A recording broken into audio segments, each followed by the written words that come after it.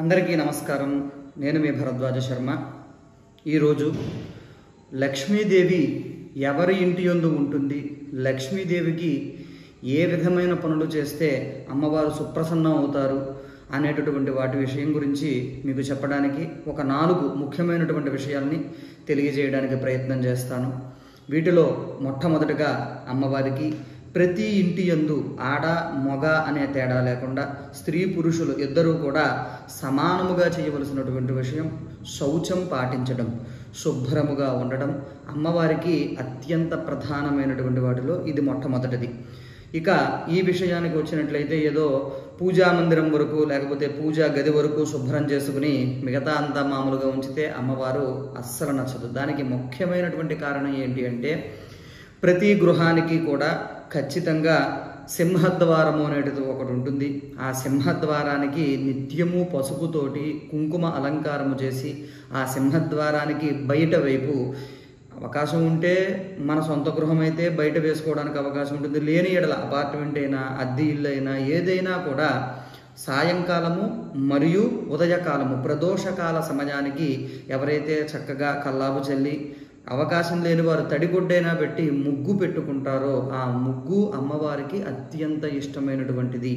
ఇది మొదటి విషయం. అయితే అమ్మవారికి నిత్యము కూడా గృహం అంతా కూడా శుభ్రంగా ఉండాలి. ఏదో పూజా మందిరం వరకు చేయడం కాదు, అలాగే శౌచాన్ని కూడా చక్కగా పాటించాలి. ఎక్కడ పడితే అక్కడ తినకూడదు. దానికంటూ మనం కేటాయించుకున్నటువంటి స్థలంలో మాత్రమే అన్నము లేకపోతే ఇత్యాది భోజనావస్థ వ్యవస్థలన్నీ కూడా ఒక పక్కగానే చేయాలి. అదేవిధంగా గృహంలో ఎక్కడ పడితే అక్కడ ఆ అంటుని ఎగిరిని కలపకూడదు. అమ్మవారికి అలా ఉంటే అస్సలు నచ్చదు. ఇక రెండవ విషయానికి వచ్చినట్లయితే నిత్య దీపారాధన అనేది అత్యంత ప్రధానమైనటువంటి విషయం.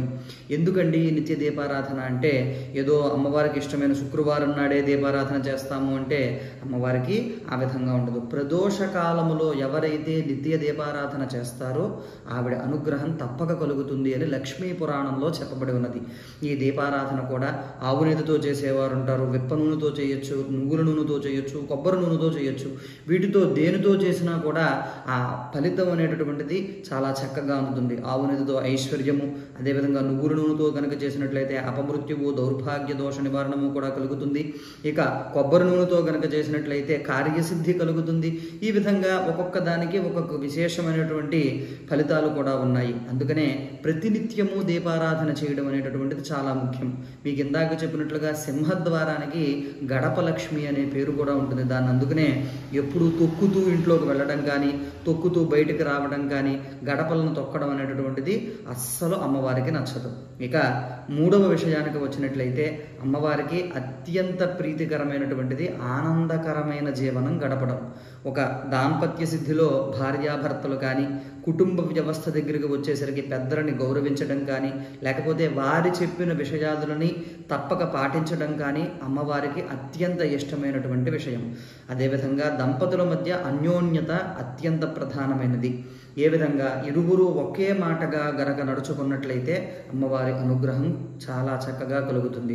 అదేవిధంగా పెద్ద నోరుతోటి గృహం యందు ఎప్పుడూ అరవకూడదు.